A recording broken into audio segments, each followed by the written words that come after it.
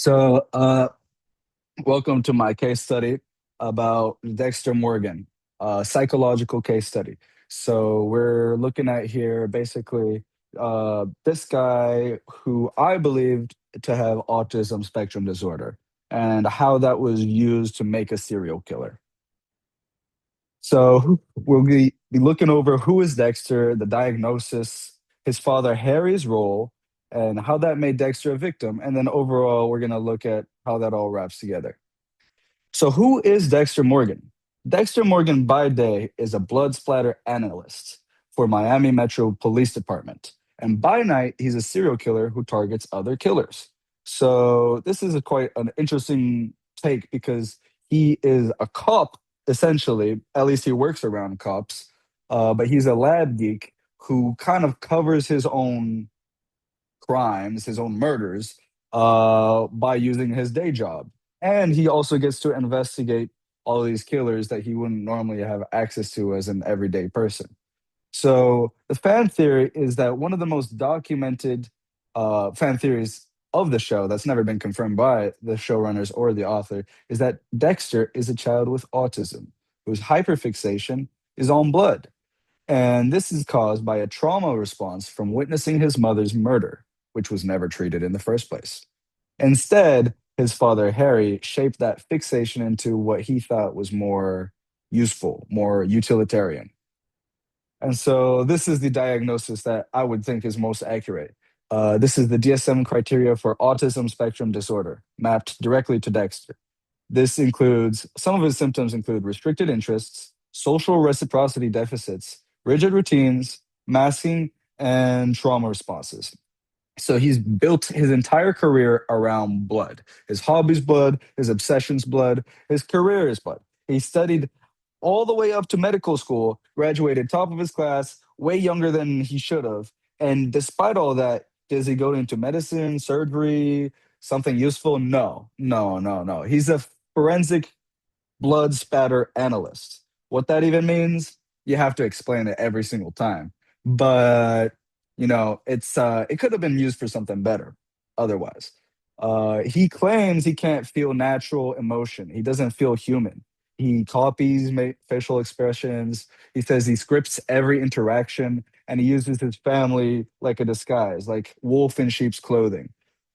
He uses his code of Harry, a strict set of rules, like how we would probably see our own personal theologies, morals, and philosophies. He just uses a strict set of what he calls the code in order to not get caught. And this is something that he eventually passes on to his son, which is a whole other problem in its own right. He also does what we call masking, where he perform feels like he performs normal human behavior in his work and in his personal relationships. He describes it as wearing a mask. Sorry.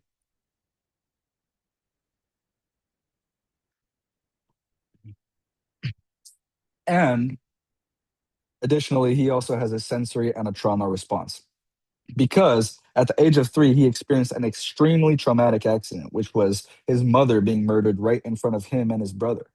And he was consequently abandoned in that original container. Who was the first adult to find him? Harry Morgan.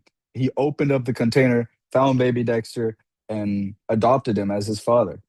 Which how he could do that, don't ask me. But that is how he got that trauma anchor. So who is Harry Morgan? Harry Morgan is the man who didn't raise a son, he raised a weapon. He diagnosed Dexter without treatment. He saw a traumatized autistic child, even though he didn't know that, hyperfixated on blood, and his response was lean into it, not treat it, lean into it. He groomed him via police access. He used the code as a behavioral script, and he assigned Dexter identity without his consent. Dexter didn't choose this so-called dark passenger that follows him everywhere. Harry named it. He framed it, and he gave it to him as a concept at the age of 12 years old when he was shaping his fundamental identity. He also used his cop status to help Dexter learn from crime scenes, teach him forensics, and eventually find every which way in which a cop would think to find him, to escape them. A kind of a game of cat and mouse. He gave Dexter a rigid moral rule set which is not really morals per se, and more so like operation instructions to not get caught, keep doing what you're doing, not go to jail, not get the death sentence, you know? So this was kind of just like making Dexter's autism as violent, destructive, and hard to fix as possible. Because how can you catch this guy who's never been caught in the first place? How do you even get him into therapy? It's too late at this point. So ultimately, Dexter's kind of a victim. Neither the show nor the book ever thought to ask, what if Dexter had actually been given help? What if, when he witnessed his mother's murder, there was a documented trauma response instead of harnessing his potential for evil? He never got that evaluation. He never got therapy. He never got proper grief processing. Harry's code just trampled all that. And he was reframed as a vigilante, that he was only useful when it came to enacting independent justice, and he could never be healed. And the two people that actually tried to find him in the show um, ultimately got eliminated by the same institution that chose to protect him. So, what does this lead us to? The system that enabled it. Dexter works inside law enforcement. He has a trail of blood, a family, and connections protecting him. And the moral punchline is that those with institutional power harm people. Those without it get eliminated when they get too close to the truth. This was the case with Sergeant Dokes, Captain LaGuerta, and Captain Batista.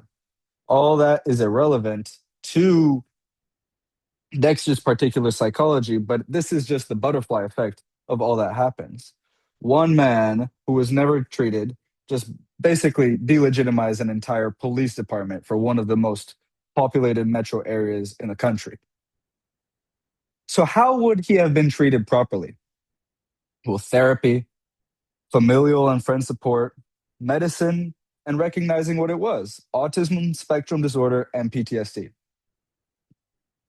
So, if we had some trauma focused CBT, where we process, that is cognitive behavioral therapy, where he processes and reframes traumatic memories in something that was actually part of his narrative, something that he needed to grow up, not something that defined him. If he had people pushing him to seek help, supporting him to do so, makes it a ton more easy too. Uh, Proper medication, always extremely helpful. Makes a world of difference to those who have used it. And yeah, a proper diagnosis is the minimum that he could have gotten. So in conclusion, he's not a monster. He isn't a monster who got away with it. He's a traumatized, undiagnosed autistic child who was pushed into violence because of a man whose world was already violence. So all he knew was violence, the cop. And he pushed him into becoming the worst version of himself possible. That is the story of Dexter Morgan. And that is the story of a character that I believe should have been treated from day one, if not his last day of his life. That's it.